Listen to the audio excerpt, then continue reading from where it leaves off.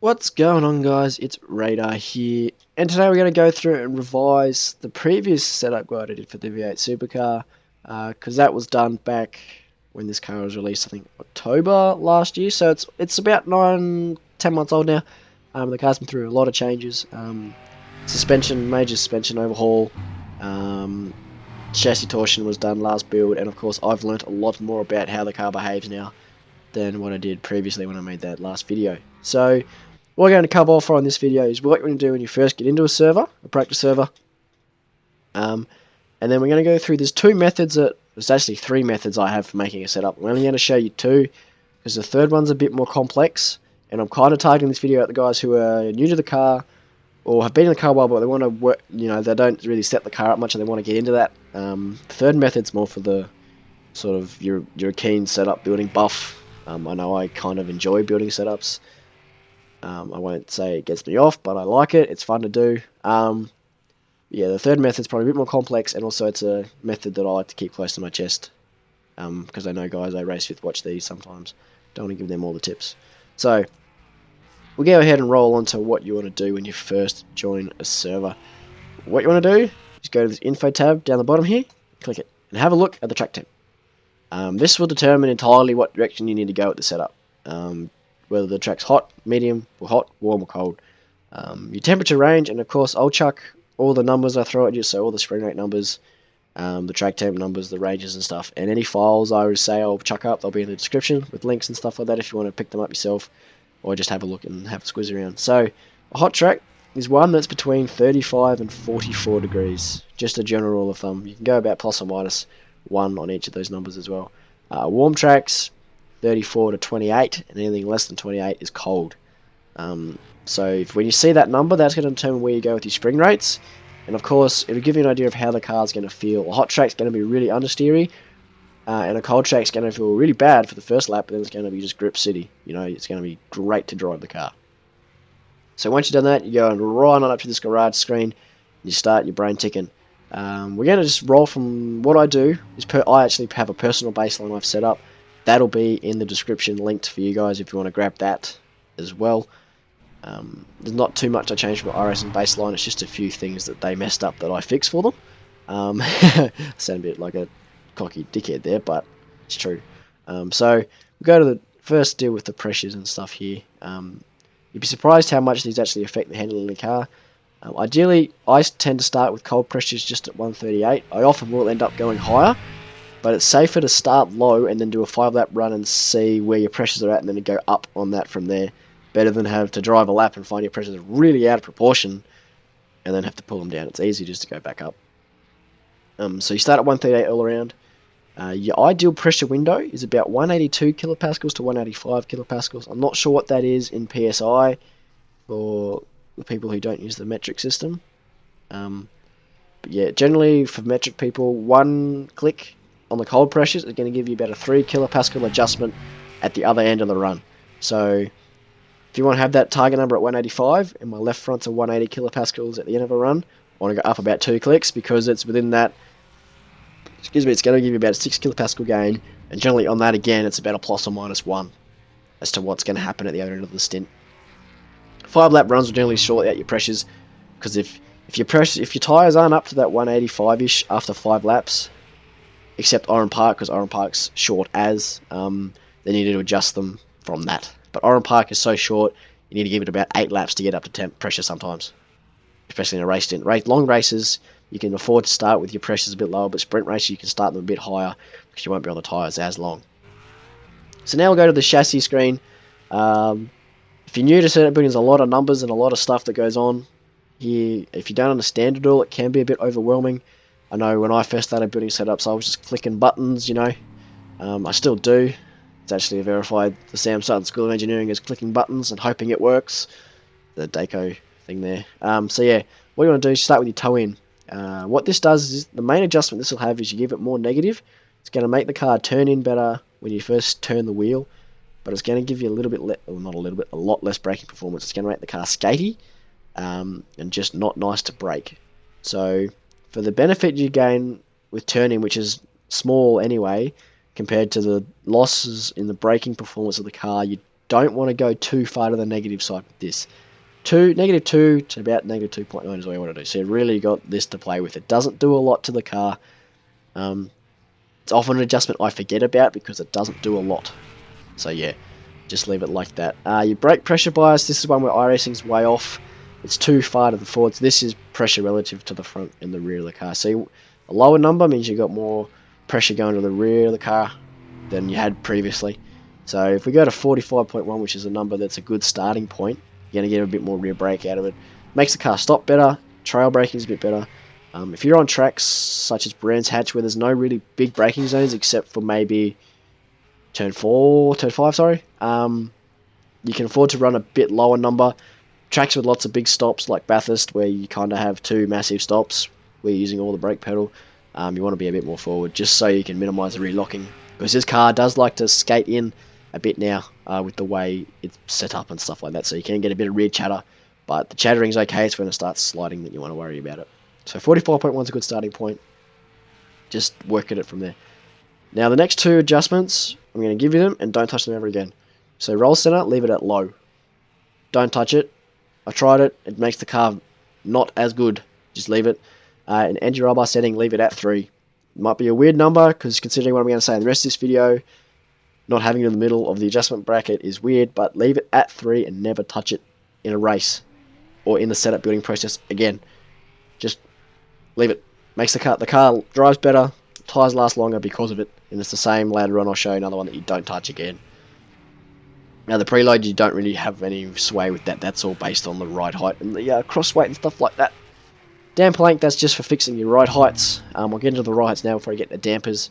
I've heard a few guys around the park saying that you want to run max on the front and maximum height on the rear. What that's going to give you is not as good a straight line speed, more understeer in the corner, mid corner, and it's going to make the car drive a bit more loose on exit, but it's going to make the car stop a little bit better. Only marginally better than what I'm about to tell you.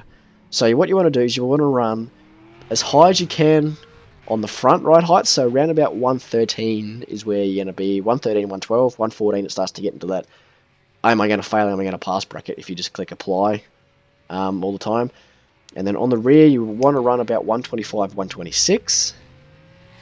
This is going to give you better straight line speed, marginally worse braking performance, like it's barely noticeable unless you really think about it. It's like a placebo effect basically. The car's going to turn in better. It's going to be neutral through the middle of the corner. It's probably going to be it's a little bit more pointy through mid corner than if you had it high, and it's going to drive off the corner so much better.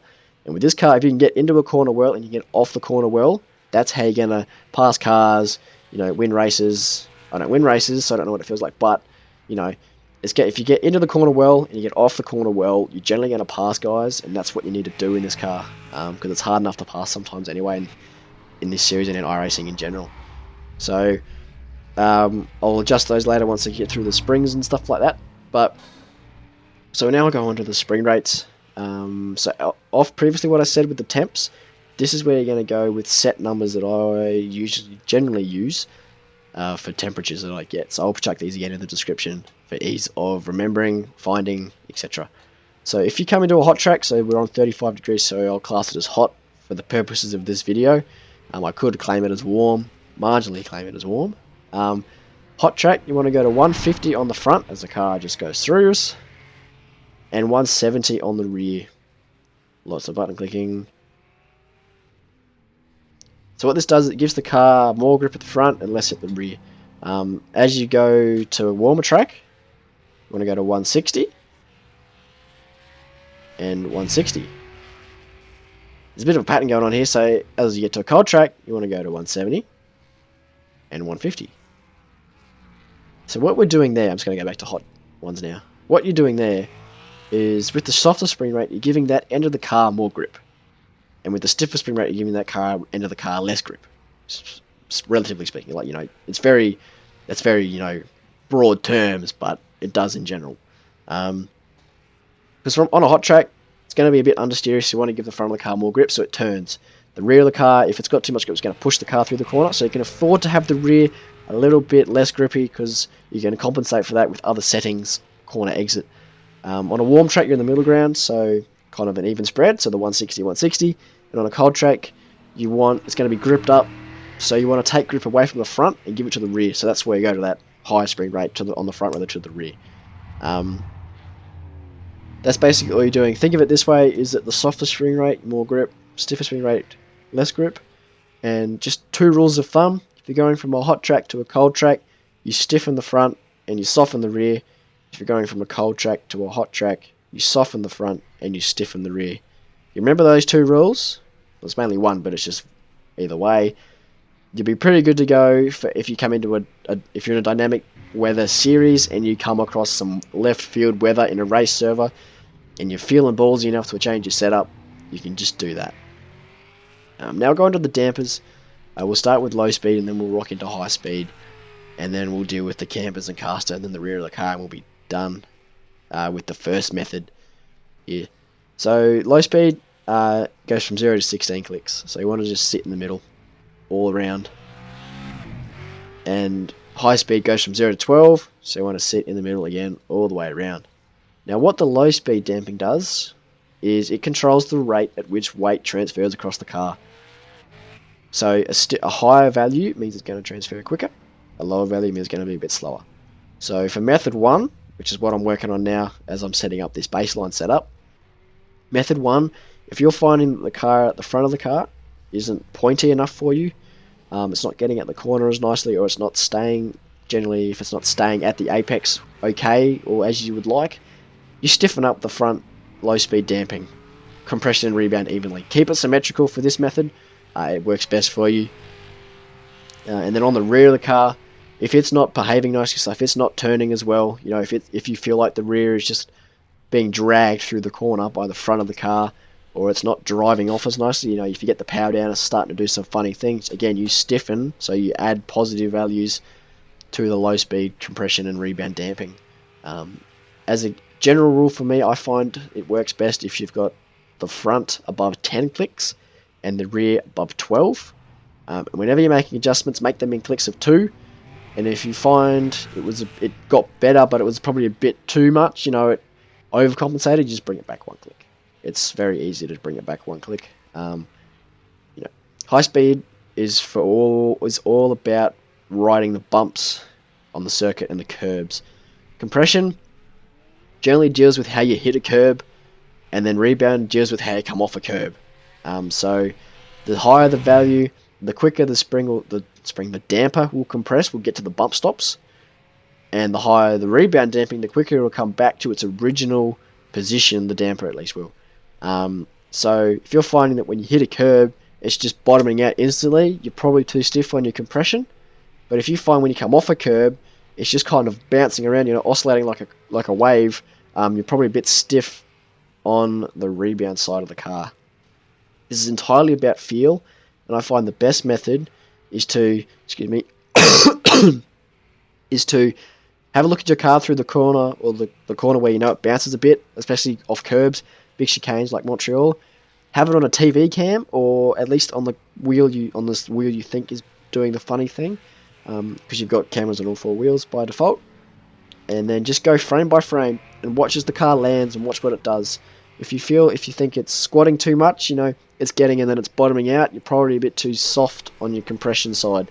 If you feel it's sitting down nicely, but then it's coming up too quick and then it's just overcompensating with the rebound side, probably a bit stiff, then you soften it off again. It is the most time-consuming part with this method is getting the high speed right, and it's really just a game of feel. It's a bit of an art form getting it right with the feel. I still do it anyway with my 3rd method, my super secret method, and it works generally, but the lower numbers you find work better than the higher numbers. Generally, I don't go above 8, but yeah, you know, it works okay. You're never going to get it perfect because it's all about hit the curbs in this car more than anything. So now we've done it with the damping. If you have any questions as well, don't feel free to ask in the comments, but make sure I can actually reply to your comment, because if I can't answer your question. I've had that a few times. So, on to camber. On the front, don't go any further to the negative direction than -2, and don't really go any more positive. Just leave it at 2. That works well for you. And caster, 16 is generally a good number.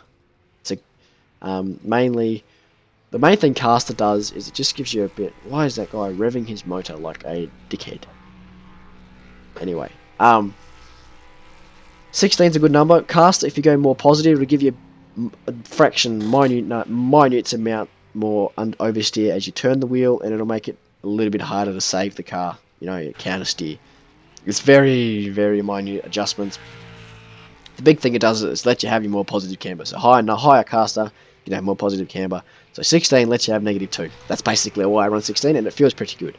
The car does feel a bit heavier, but it does. You can get over it. The V8 is meant to feel heavy. Excuse me.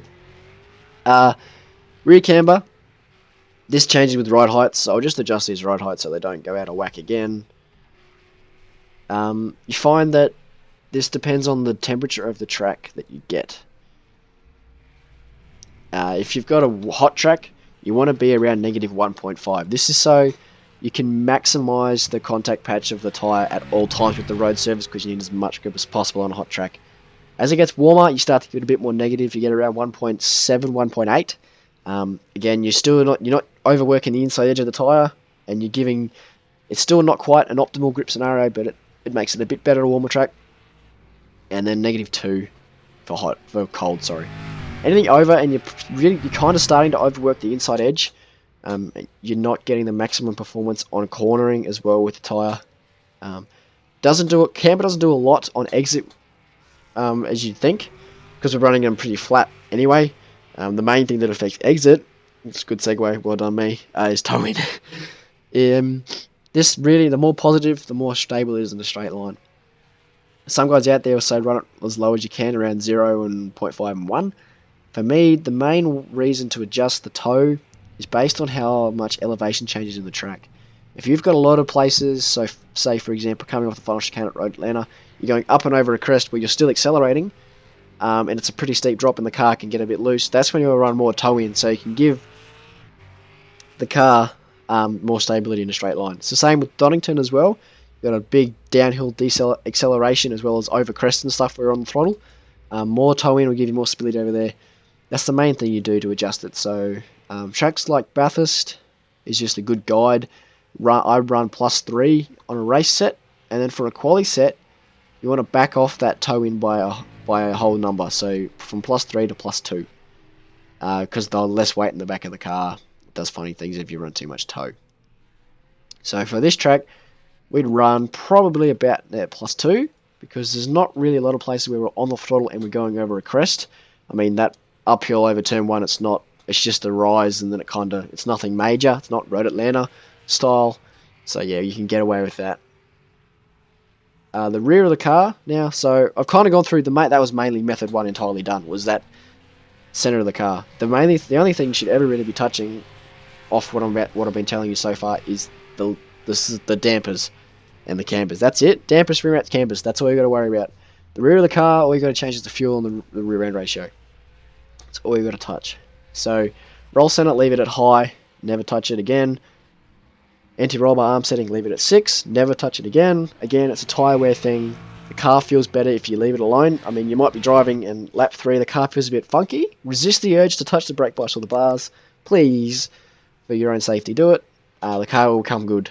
So just to recap on method 1, if you're using the low speed dampers to mostly adjust the performance of the car, as you are with all methods, but if you feel it's not as pointy as you want, you go up on the damping.